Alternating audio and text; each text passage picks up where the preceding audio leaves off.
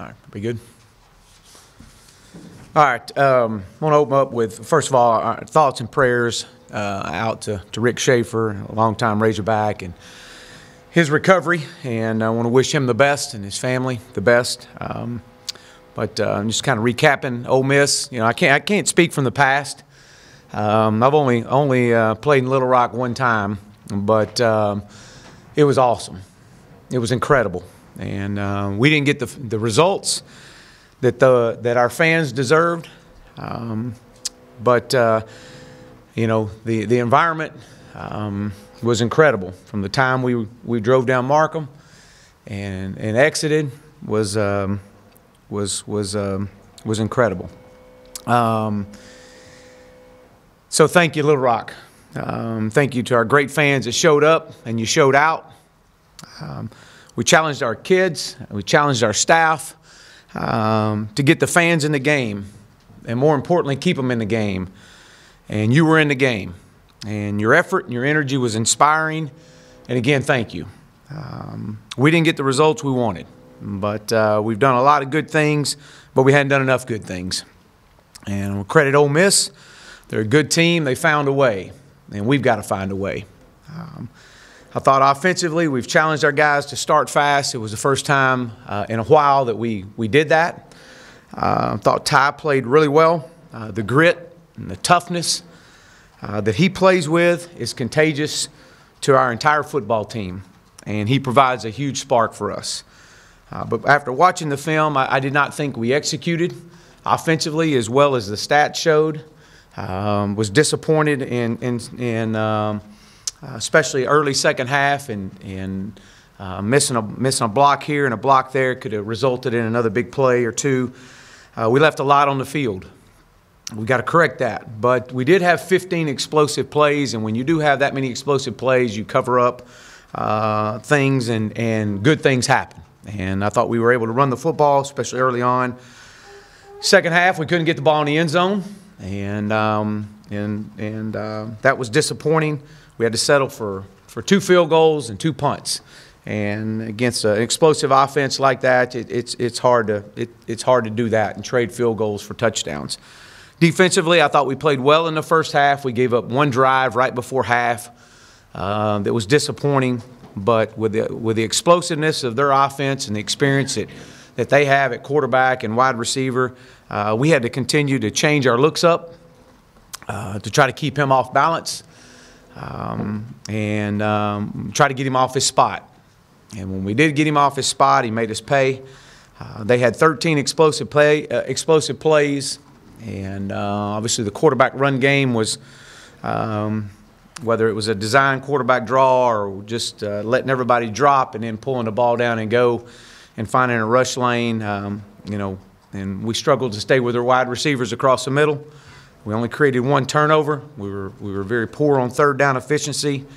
But with all that being said, and if you ask me right now, with 97 yards to go, what unit you want to have on the field, I'm going to put our defense on the field. And I want that group on the field. We just didn't make the plays to get it done. And we couldn't match TDs with field goals. And we needed a stop. We needed 1 stop. We needed 1 touchdown, and we were unable to do it. But special teams, I can't say enough good about Jack Lindsay and Connor Limpert and Jordan Silver. Given the weather conditions and the ability to get the ball down and get the ball through the uprights was huge. These units continue to improve, which is a plus as this football team continues to grow. I'm excited to come home. Homecoming. We got a lot of similarities in the two seasons, and what we're going through. They're better than their record. I've known Coach Montgomery for quite some time. And I think he's an outstanding coach, without a doubt. He's been a part of some extremely explosive offenses. He's an offensive mind. He's on cutting edge. He's been there 4 years. And we know we'll have our work cut out for us. But again, as I said, I'm excited to come home. It's homecoming. It's the first of 3 straight games here in Fayetteville, which we're excited about. And with that, I'll open up for questions. Raise your hand. We'll get a mic to you.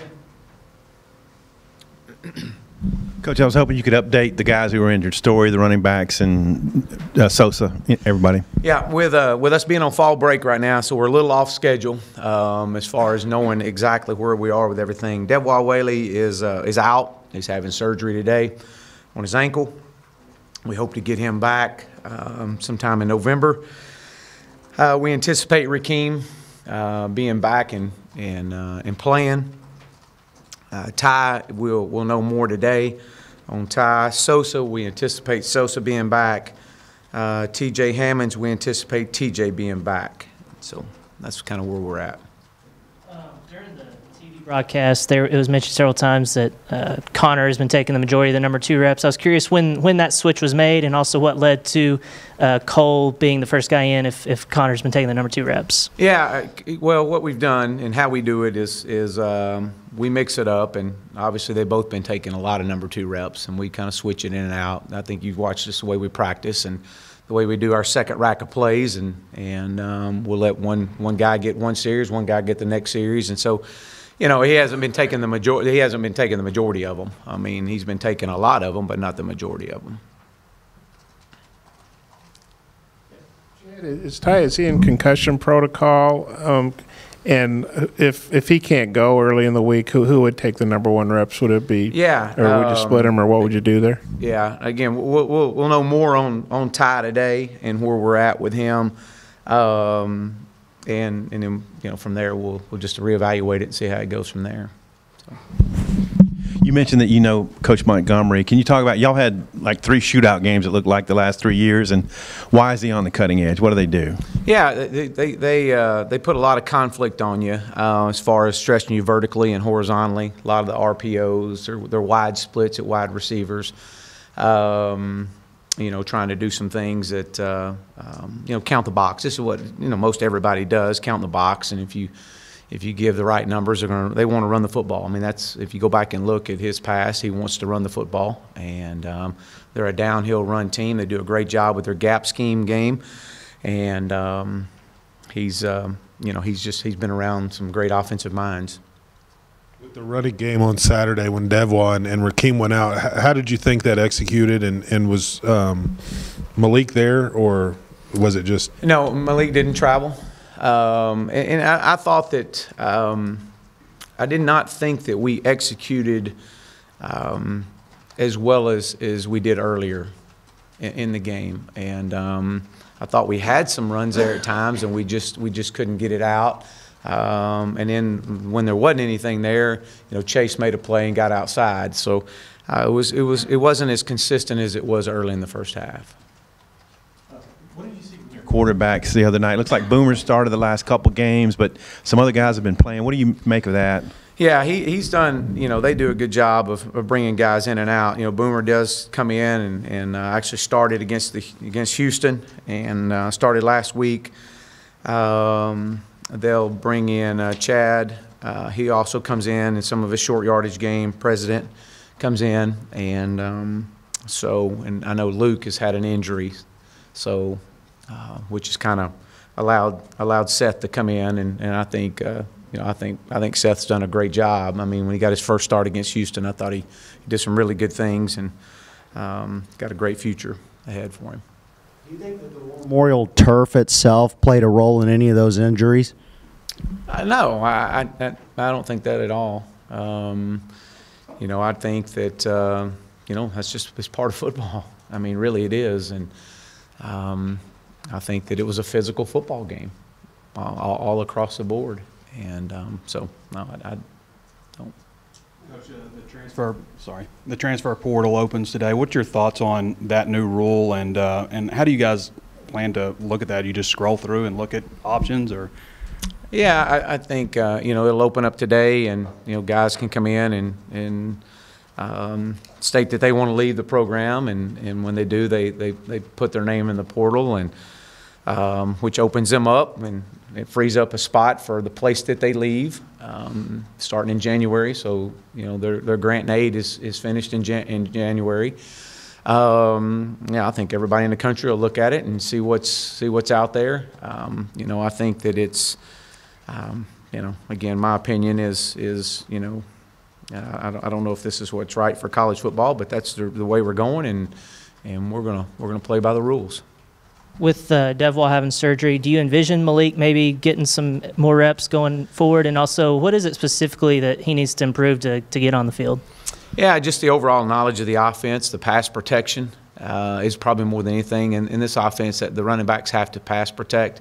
And it's not that it's overly complicated, but it requires you got to be on your game. And Malik's done a good job. He's gotten better. He needs to just continue to progress, getting better.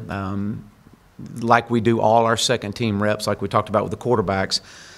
He's gotten a lot of second team reps. I mean, he gets in and gets his fair share of reps to keep him on. And traveling, you can only travel 70, so you have to be strategic in who you travel. And we felt like that, if we're traveling 4 running backs, those were the 4 that we wanted to travel this week.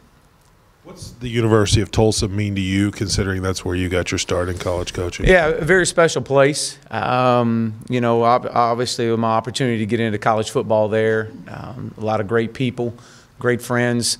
My short time there, wasn't there very long, but to know that what that city and the people there and that the university have done and have meant to me and to where I am today, I wouldn't be here today without them. Chad, the deep game to the wideouts, how important is it, do you think, maybe to get more of that going to help kind of round out your offense? Well, it's interesting. We were talking about that yesterday. We always talk about wanting to stretch the field vertically, and we've got to be able to do that. You got to be able to hold up and pass protection to be able to get your receivers down the field to do that. We've always felt like, going way back, as far back as you want to go, we always feel like, we want to average 3 shots a quarter, which gives you 12 shots down the field a game that you call. We're not there right now, but that's where we want to be. So that's absolutely to get us and to continue to put this offense on track. We're going to need to get more into that, but whether that's this year, next year, whenever it may be.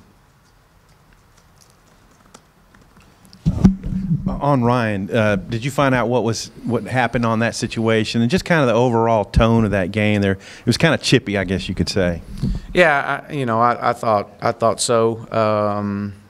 I thought that there was some things that we did that were not what we're about, and was disappointed. But I think that it was an intense game. I think that all across the board from the start, and so we'll continue to keep getting better in all areas. Santos, it seems like several times he's tried to shoulder tackle. Have y'all had conversations with him about trying to wrap up more? And then also the young guys there, Fouché and Miles Mason, are they still progressing, and do you think they would maybe get some more reps going forward as well? Well, I think with Santos, I mean, obviously he's as critical on himself as anybody we have in our program. I mean, this this university and this football program and means so much to this young man. He's a great leader for our football program, and he takes every rep. He's what you want your young guys to watch how they practice. It's to watch Santos practice. This guy's into it, and he knows he gets down on himself, and that's the one area he's got to get better at. He's got to play the next play.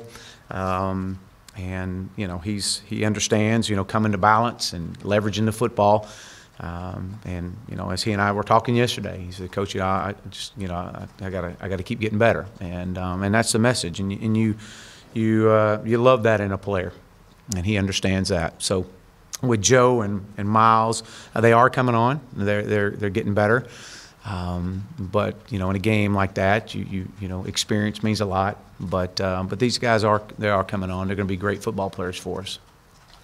With Pulley, is there any carryover penalty? Does he have to sit out a half or anything because of the ejection? Yes. And if so, then who do you kind of go with the corner for that? Well, we'll go back and reevaluate who will go in there. Obviously, Bust will be a player that's I thought Jaquez played his best ball game last week. He's getting better, and so Busto will be a player that'll get in there see significant reps.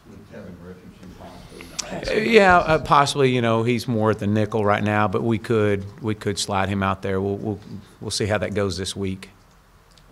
I know you faced two really good offenses, two really good sets of wide receivers, but has it been a little disappointing with the middle of the field the way it has been those two games? And how do you correct that moving forward against an offense that might want to do that again? Yeah, it has. It's been very disappointing. You know, but you know, it's not because of lack of effort. These guys are giving great effort, and you know, we had just a missed assignment here, and a guy, you know, plays inside leverage and should have stayed outside leverage. I mean, when you have missed assignments like that against the caliber of receivers that they have, it's not a 5-yard gain. It turns into a 25-yard gain. And so we've got to correct that. Everything is fixable, but we've got to correct some errors that we're making in some very inopportune times. Chad, I may be confused here. Wouldn't be the first time, but I reached out to the SEC office yesterday and asked them specifically if Pulley would face any kind of, like, have to sit out the first half of the next game. And they said no. They said he was ejected for unsportsmanlike conduct, not for fighting, so he wouldn't have to sit out. Have you gotten a different interpretation from them? I'll follow back up on it. It was just from what I gathered before. Okay. Well, assuming he doesn't have to sit out, how big a deal is that? It's a big deal. I mean, so you'd still start him, right? If he didn't have to sit out. I'm not going to address that. Yeah. Oh. Okay. Well, I didn't mean I didn't know if you meant you were going to sit him down for a half as a punishment, or the SEC, because the SEC I don't think is going to do that. We haven't gotten a final word in on that. Okay. I do know that, and we've talked to Steve Shaw, so okay. the final word has not come out of the SEC office. Now your interpretation is exactly correct, but the final word hasn't. We did get a follow back up though that they'll get back in and review all personal fouls. Okay. Sorry. Yeah. Speaking of the SEC office, the second play of the game, it looked to me like the definition of offensive pass interference. Are you getting any answers from the league office? Because it seems like there's a few of these a game. Yeah, I mean, we turn in, like I said, when we talk about it each week, we turn in plays and we get an interpretation from our league office, and you know, we just want the interpretation, and that way we know how to you know, as we coach our players and what is and what isn't, and so yes. Was that one of them this week? It might have been, I think so. Any further word on Ty and just? You know, there was a targeting call, there was some hard hits on him. Do you feel like anything was out of bounds with him? No, I don't. I don't. I think it was a physical football game, and I think that it was a clean hit, and you know, I did not see anything that would lead to any concern at all when it comes to that. Hey, Chad, you were in the league when Tulsa won 10 games, and then the next year they lose 10 games, and then they're struggling this year, having a lot of tough losses. But what have you seen from how they've kind of evolved from a 10-win to a 10-loss team that's 1-5 now? Well, you know, it's the difference between winning and losing is not very much, and I know they've been dealt with some injuries, and were dealt with injuries a year ago. You know, I know those guys are well coached.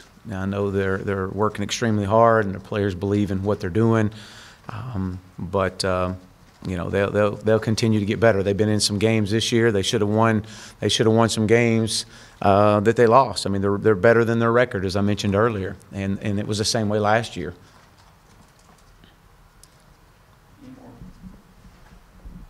Yeah, Coach, I was curious about Jordan Jones. He doesn't have a catch last 2 games, minimal production previous 3 weeks, I think. So what do you got to do to get him going, and what's his status? How available is he? Well, I think that, you know, as the offense continues to develop, I mean, we were running the football pretty effective too. And, you know, we try to take what defenses give us. And, you know, sometimes that's just kind of part of it. You just, you know, some guys are going to have the hot hand and some guys aren't. And this past week, and you know, we're running the football. And you know, the week before we were doing a decent job of mixing it up, running the ball, and you know, and just trying to pick and choose, and you know, where the ball's got to get to, and so we'll just keep working and keep getting better. Coach, if Ty Storey's not available this week, is there any chance you see some of the freshmen get some playing time at quarterback? Yes. Any more questions? Thanks, Coach. All right, thank you.